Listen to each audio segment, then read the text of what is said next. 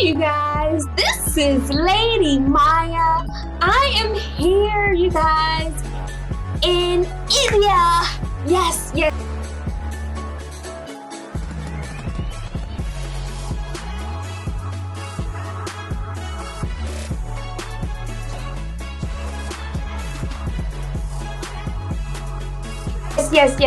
Yes. Okay, I'm not in India, but she is. Okay, her name is Vashnavi. I said it right? Yes, MacDonald. And she is a TV film actress, and she's a writer.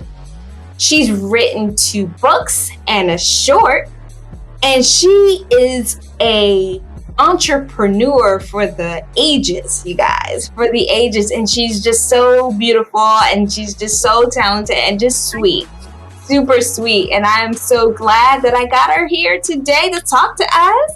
Definitely. So my Mayan tribe, please welcome Miss Vashnavi. Hey everyone, thank you for having me on the show, Myya. But okay, so how long have you been doing acting and everything? Oh, it's been, can I say that word? Donkey's years. I was a child artist. I was a kid when I started. I was 9 years old. Oh, wow. I did my first movie when I was 9. So you can imagine. It's been a long time. Yes. Quite some years. It's only got better with time. It's got better with time. Yes. So, is that something that you really like to do? No, not exactly. This was something that I didn't want to do. I was just it just happened to me. I wanted to be something else. I wanted to be a scientist. I was very interested in science, so I wanted to do something in the field of science when I was a kid, and I loved chemistry and physics, which people generally hate. I loved chemistry and physics, especially chemistry. So, but then incidentally, life had something else in store for me, and God had something better. And then I became an actor. I just did that child artist part, that film, just for the sake of like a hobby, Right. One of my uncles, he was a writer for horror films. So he said, "Okay, why don't you just, do this movie? You suit the character of this little kid who gets possessed in the film, and when she grows up, she becomes the heroine of the film." So they just convinced my mom and all, and then I did that film, and I did pretty well in that, and that movie was a hit. It was a success. But I didn't want to continue with acting, so I went back to studying, and I wanted to study further. But then a lot of things about my life, what actually happened, is there in the book, The Invisible Hand of God. Oh, wow. So we're going to get... It took quite a big turn, and Mhm. for the better, of course, by the grace of God, when I look down the years.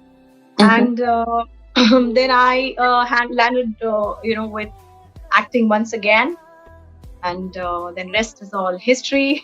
Been acting and acting and acting.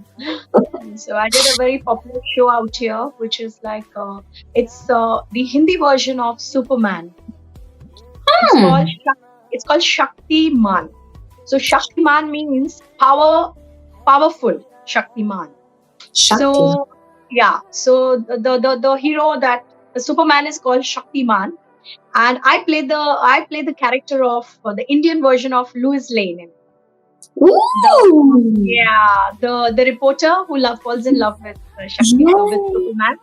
So I played so this show was super popular out here. It ran for 7 years. Mhm. And I became my character became a household name out here. So everybody actually in India, they know me more like, if they see me, they'll say, "Oh, that's Geeta Vishwas." So that was the name of my character. "Oh, that's Geeta Vishwas." It's nice to be known, right? Yeah, it's nice to be known, but sometimes it's nice to be known by your character, but sometimes you want to be known by your name too. That's true. That's very true. Oh, wow. It's funny. Well, you know what? I think they'll know your name really well when they start seeing these books coming out. Yeah, Yes. they do already, thanks to social media also. A lot of Yes. people are connecting with me, and they know me as the person Vaishnavi now, rather than just my characters. Because there are other shows also which were popular of mine, like Sapne Suhane Ladak Panke. In fact, from I get a lot of this from South Africa, a lot of fans from there, and even Israel. I visited Israel for this particular show because there were so many fans in Israel, and they loved my that character called Shell in that particular show. So it was like shell, shell, shell. So that's how TV shows are. You get popular in that particular character you're playing. True. Oh wow, you must have done well because for you to be all the way over the water, and people seeing you and they're like, oh no, she has to come here and finish the show, right? That's amazing. Okay, so tell us about the books, dear heart. Actually, the book was again something that I had not planned. But about 2.5 years back, there was this couple which had come down from Australia, Phil and Maria Mason. They are actually pastors. So they just during one of the sessions they were having where they were teaching and all. While when they started praying, they just looked. Maria Mason, she just looked at me and said that, you're going to be a writer. You're going to be an author. You're going to write books. So I said, I like to write. I like to write in terms of script or, like journals and poetry. But I never thought of actually seriously becoming an author. So he said, no, why haven't you started? You should start now. But I didn't take it seriously. So what happened was in this lockdown period, when the lockdown started in March, I connected with who's become a very dear friend of mine now, Izio, Sangamitra Dasgupta. So I connected with her, and then when she would, when I would share things on social media and with her, she said that, you should be a writer. You should write. So you had it again, huh? Oh my God! I said this is like coming back to me again, and now I have the time because I wasn't shooting. Nobody was doing any work. Everybody was at home, so I started writing, and things just started flowing, and the book was ready. It was out. And then I felt like writing again, and this time I said I'll do a fiction. And my story idea was liked by Pennant Publications, so they took it up and they asked me to write the entire book. So now I have started with around 2 more books and another third one. So see what she said about 2.5 years, that prophecy, it's like just coming true. Yes, that is true. Very true. Okay, so give us the name of the first book. It's called The Invisible Hand of God. Now, why I said the invisible hand of God is many times, we don't realize, but in so many areas of our life, there's so many good things happening, even with people who may not actually believe in God. Sometimes they don't even know the truth and they don't walk with the truth, but yet, He is there and His hand is always there. Yeah. So it's my story when I didn't know Him, when I didn't have a relationship with God, when I was very far away. I was, in fact, quite in darkness. That invisible hand was still there and it was working in my life. So that's why the title just came to my mind, one day, one evening. Like it was like in a very supernatural way I got that title. It just and I felt very convicted that I should use that title. I think that is an amazing thing. Definitely. Wow. Okay, The Invisible Hand of God. Okay, so is there one more we can just kind of peekaboo and see? What is the other book? The other book is about this. It's Cinderella Effect. The Cinderella Effect in the dictionary. It's not effects. It's just effect. Okay, Cinderella Effect. So Cinderella Effect means it's a term that is used for children who have been abused, maybe sexually, maybe physically, maybe mentally abused by their step parents. So that term is used. It's a technical term for that particular thing. My story revolves around that. My story begins with that and revolves around this girl who has, gone through a very bad time with her stepdad, Mm. Mm. and she's grown up with a lot of complexes, and though she's a counselor herself, but there is one dark side of her life which nobody knows about, where she herself struggles in her thoughts, in her mind, in her emotions, and she's unable to relate with the opposite sex in a natural and in a good way, Mhm. So it's a romantic thriller. It's also it's a little dark also, because Mm. it has a lot to do with the supernatural. It has a lot to do with the dark side. Maybe where it's always a reflection of what you also have been through in your life, Mm. and somehow comes into your stories. So it's a romantic thriller Right. with a lot of intrigue in it. Till the end, there's a lot of intrigue. Ooh, I love it already. I want to see. No, can I see? Okay, okay. We'll figure it out, you guys. Definitely. So, can we go over the history, of, you being you directed a short film, and that one is. It's Trapped. I know Yeah. there's a lot of, in social media, we generally use the titles. Somebody has made something called Trap. Another one has made something called Trap. But this is a short film. There's a feature film also called Trapped. So don't confuse it with that. This is a short film called Trapped, and it's a story of this mother and daughter, and the lockdown period, where the daughter and mother don't get along because the daughter lives in the hostel, and the Mm-hmm. mother is a divorcee, and also a widow.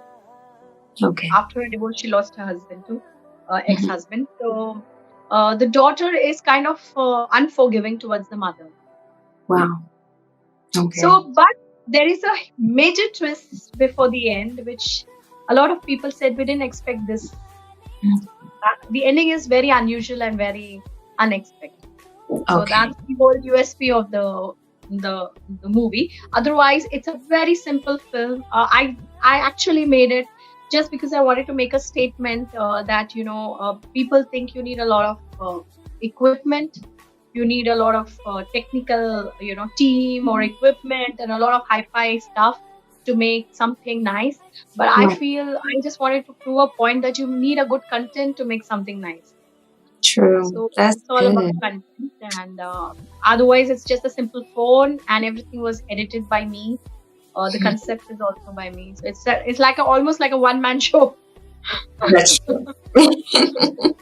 Content is everything, I think a lot of people, they look for something different. You want that thing that's different, but then again, you want to get something that's going to keep you, indulged in it, at the same A lot of time. people gave me good reviews for it, and they said we Right. really loved it, and it was very different. Yes, I like different. Different's good. Different's really good. Okay, so tell us, more about you. What is it that you like to do? This is all what I like to do now. I like to watch movies, like as an hobby. If you ask me, I love watching movies. I watch a lot of Turkish shows, which are dubbed in Hindi, our Indian language, as well Right. as English, and subtitled in English. So I watch a lot of Turkish shows because I kind of like the culture. It's a European culture and a mix of a lot of Indian culture in it. So I kind of like their shows, and then I watch English movies. I like watching English movies. I like watching some series on like Amazon and all. And Right. I also like watching Hindi Bollywood movies. So I like all this. I even like Pakistani shows. Pakistani. Wow. Yeah, Okay. they have some very good stuff. The Pakistani shows. I mean, they have very good content Yeah. and I very, like. very, very, very good content and very good making of their series. I can only imagine because, they like, I've seen several European shows and I'm like, that's different, and different things like that. And I Yeah, like the, some of them, when you are like, you watch a lot of American stuff, and then suddenly you see something, then you feel it's different. See, because yeah. we have grown up watching mostly Hollywood Mm, and yeah. Bollywood. Then suddenly And when you see something Bollywood. like I a love Turkish show, or if you see a Pakistani show, it's different. It makes you, Mhm. like, I just watched one which was very nice. It's called Kosim.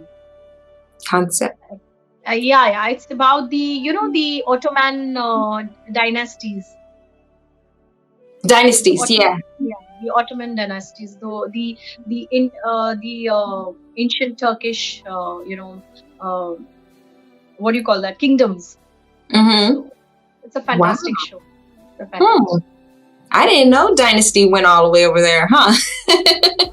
Yeah. The Ottoman dynasty is quite old, and they also have a very rich culture. Right. The Turkish, That's uh, true. yeah. Mhm. Okay. And I wanted to join college, which didn't happen. So then I directly started acting. Hmm. So at 16, I was acting, and I did my first film, which was the first film that released was an item number. Now, in India, in Bollywood, we say item number. Item number is like, a dance number.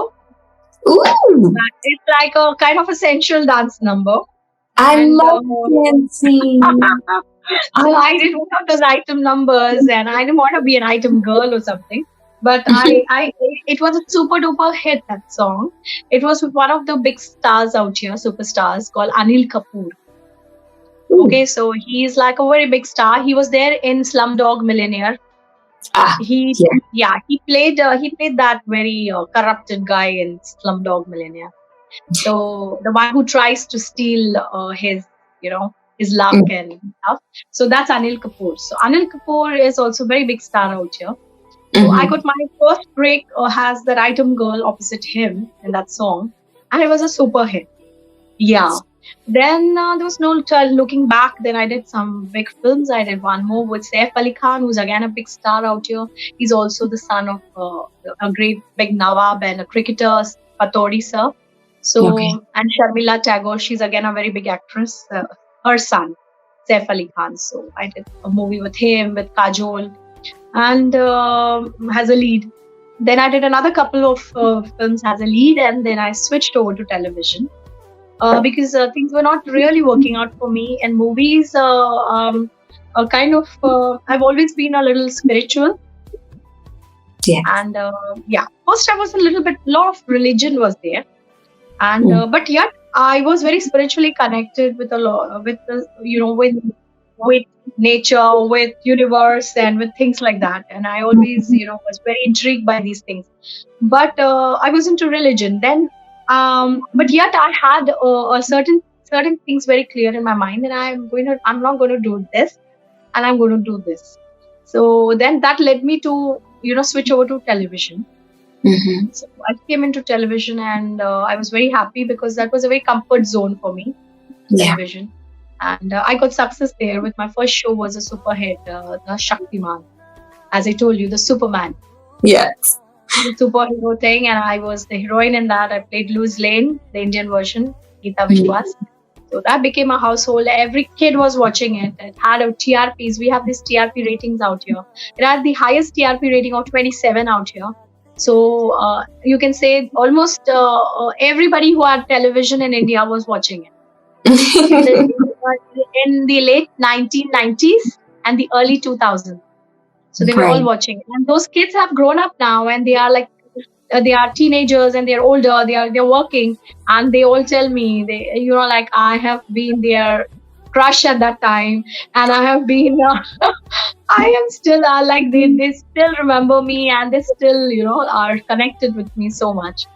So it's been great by the grace of God. Yes. But yeah, but actually, all this took place because I would have studied and maybe become something else. But God has His own ways. My dad actually disappeared. He disappeared when I was 16. And Mm-hmm. my sister was around 12 years old, and so I, my mom, and my sister, we three were like stranded, and we didn't know what to do, and we had no place to go to. We had no one to help us, and we had no home at that time. So Wow. we were like we were totally dependent on my dad, Right. financially, in every way. And he suddenly was untraceable, and that's what brought me back from Hyderabad. I was in South India with my Mm-hmm. mom, and I have to come to Mumbai, actually to locate my father, and that's where this whole journey started of acting. Because we couldn't find him. Actually, we couldn't locate him, but in that process, I found that's what my book, The Invisible Hand of God, is about. In that Mm. process, I found Christ at a Wow. point where we were about to actually end our lives. We were Mm. seriously. These days, you hear a lot about people, in depression. I hear of stars. I hear of rich people. I hear of popular actors, and people ending their lives Yeah. Yeah. just out of depression and out of being not loved and out of rejection. But Mm-hmm. our case was that we actually had a blank future. We had nothing. So we Mm. were going to end our life because my mom thought it would be the best thing. And that's where we connected with Christ. Somebody told us about Jesus, and we were saved Amen. from ending our life. So that's where my whole faith journey began, and how I, grew over there. It is a long journey. It's a very long journey. But it's Wow. been around, from the age of 16. Now I'm 46. So it's been a long, long time. Oh my goodness. You look gorgeous, 46. Okay, I see Yes, you. thank you. Thank you. Thank you.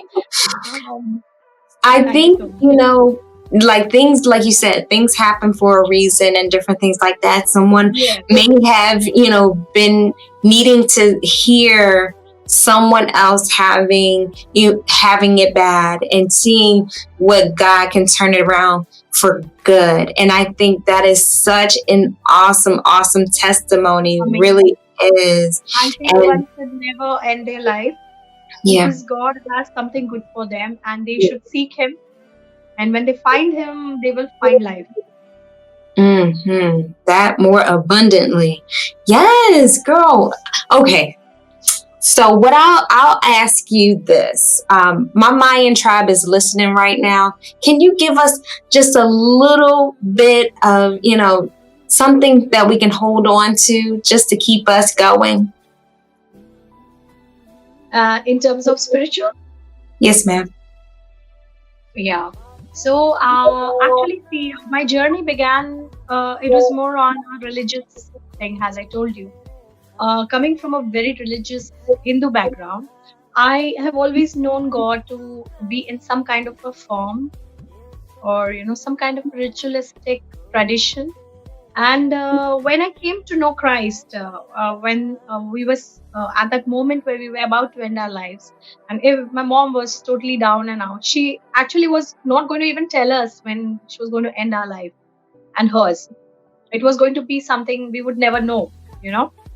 She told us later about it that she had made this plan for us. And on that very day when she thought, okay, now I'm going to do this next day, because that was the last day we had some money in our hands for our last meal of the day, actually. And after that, we had no money. We had no money to pay that hotel bill where we were staying. So we had a 4 days, pending money. 4 days we had not paid all our money. What we borrowed and came was all over. And in Mumbai, we actually had no one to help us here because my dad's family, the joint family, though they're very well-to-do people, they and my mom never got along. So she Mhm. never had access to, call them and, ask them for help or something. And my dad was untraceable, and there were no mobile phones at that time. Yeah. So you couldn't locate him, or go to the police and say, okay, just locate this person and stuff like that. So we had no. Actually, we called all his contacts, and everybody said, okay, since the last 2 months, we don't know where this man is. So it was like a catch-20 situation. And then my mom had actually, heard somebody say that there is a church, a local church nearby, where a lot of miracles are happening. So she had that in her mind. She said that I have gone. In fact, we had even been to, the Muslim dargahs. Mm. We Okay. had been to the Hindu pilgrim places and everything, but we had also been to the Muslim dargahs and everything. Mm. So she said, I've tried this and I've tried that. Now I want to go and see here. So I said, I was like, I don't want to. I don't want one more God. I have enough. Guys, I don't want to go there. And I was like quite insulting. And I said, yeah, I'd never read the Bible. I had Mhm. read, I've read our books, and I've read even the Quran in English translation, but I didn't read the Bible. So I said I don't want to. But I must tell you something that happened just prior to this, you know, about 6 months before this, when I was in Hyderabad, but things were still okay.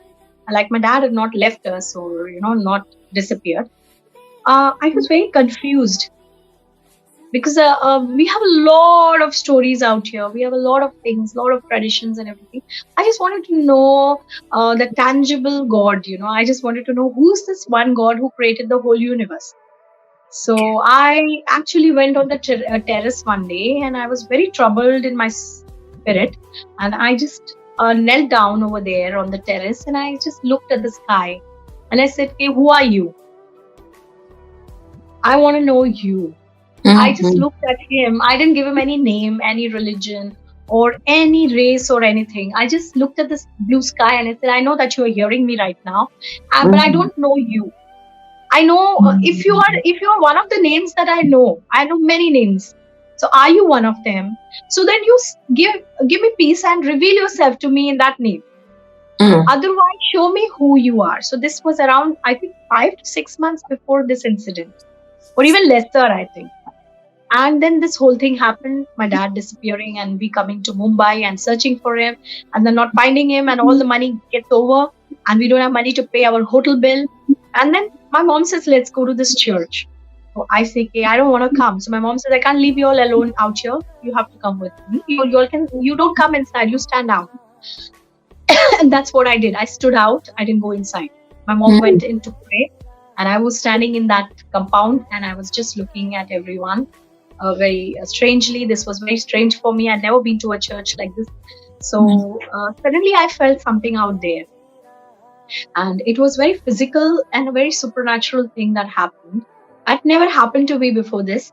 And I felt like somebody was just pouring out a lot of, like just pouring. It was like an outpour of love Mm. and a lot of peace and joy, and it was amazing. I cannot just tell you what it was. There were so many things, like it felt like heaven at that moment, where it was just I was just being drenched, and I didn't realize what it was at that time, but it felt good Yeah. right there itself. And then my mom, once we came back from there back to the room, I was like, I just kept thinking about it. What was that experience that I had?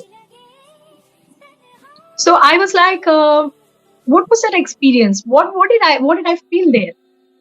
And towards evening, my mom prayed, and she kept praying in the afternoon. She got some booklets from there, and in the evening, towards 6 o'clock in the evening, when we just opened the door of our room, that hotel room where we were staying, we found money. Wow. Yeah, we found a bundle of 100 rupees notes, the Indian rupees, like this, crisp new notes right outside our door. Mm. And when we counted that amount, it was exactly the amount that was needed for paying the hotel bill, the 4 days pending money. And also, our next 3, 4 days, we could have 3 meals a day. That much money was there in that bundle of notes. Mm. So I was like, what is this? I mean, who is this? Like, I don't even pray. I don't even believe. It's just my mom. And then we come in the evening and we see this, you know? It Mm. was like an instant answer. And after that, a lot of things, series of miracles, a lot of things, unusual things started happening. And I started growing interested, I started reading the Bible. I started getting interested in Christ and in knowing Him. And it was a journey. It didn't happen overnight, but my entire focus shifted, and I wanted to know more about Him and about why does He care? How come this just happened that day? This unexplainable thing. And after that, a lot of things, unusual things happen. How we shifted from there, it's all there in that book, The Invisible Hand of God. But down the years, I would tell you, my real victory actually came in. Of course, my father met us after 2 years after that incident. I hope you're still there. Yes, I am. Because everything else is paused out here. So I was like, I met my dad just surfaced after 2 years. So that 2 years where my father wasn't there on the scene, it was just God taking care, opening doors, unusual things happening. Since we went that day, everything actually changed. Everything changed. So I began to want to know more, and I started reading the Bible, and then I got to know about this, the invisible God. Never heard of him before. Yes. Invisible God who doesn't have a form, and he doesn't have a even exactly. Okay, Jesus is the Son of God, but we have Jehovah, in the Bible, and He is the God who is the creator of the universe, and He says, "I am who I am." So I got to know about Him. I got to know about that God can be your Father. So He actually took over in that way in our life. And but yet I was still into religion, whether it be Christianity, whether it be anything. It was still religion. Right. So after years of lot of good things that happened, we got settled, and my career kicked off, and a lot of things happened in my life. In terms of success, in terms of prosperity, in terms of finances, home, everything fell in its place eventually. But yet there was an emptiness. Yet there was still questions in me as to, where am I headed spiritually? Yeah. I still had a lot of questions, and I felt religion didn't have the answer to all this. Be it any religion, even Christianity. So I felt I needed to get more into the depth of what the Bible says, and I wanted to see that actually happening. It's about a lifestyle rather than a set of rules and regulations. Right. And it's about a relationship with God, which I was not actually feeling in my life. And that's where the change came in 2006. I had a trip to US. My sister lives there, and I visited her in California, and I came back. And as soon as I came back from there, I had this experience. I was called for a prayer meeting, and over there I had an experience. I had this a very spiritual, like an awakening. Right. When your eyes are open and you just understand and realize, and you just see the truth right before your eyes, and that it's not about just following a religion. It's about that relationship with God, and that's what Christ came for, to establish a relationship with God rather than a religion with God. And that happens when our sins are forgiven, and we believe that Christ died for us and rose again. So that was my changing point of my life. And since then, it's been a journey each day, and I've been growing, and sometimes you go down, sometimes you come up. But it's a progressive thing, and God is still working, and I believe nothing is impossible with God. Nothing is impossible with God, and if He's with you, then nothing is impossible for you. So I believe in that one should never give up. My story is one, and we can't do it alone. That's one more thing. We fail because we try to do it all by ourselves. Yeah, that's true. And we need that supernatural grace. We need help from God. Because the greatest person today, even the most successful and the most powerful, the most moneyed person today, has to agree that something like a little virus can actually, change the entire situation of the world. True. Very And true. and You have one little virus has actually shaken up. You can say if there were kings and there were kingdoms, I would say the kingdoms have been shaken up. it's true. It's very true. I think your story. Wow. Wow. No, and it's not possible to say it all here. That's why I've written a book, and I think you should read it. Immovable Thundercloud. Yes. Okay, you guys.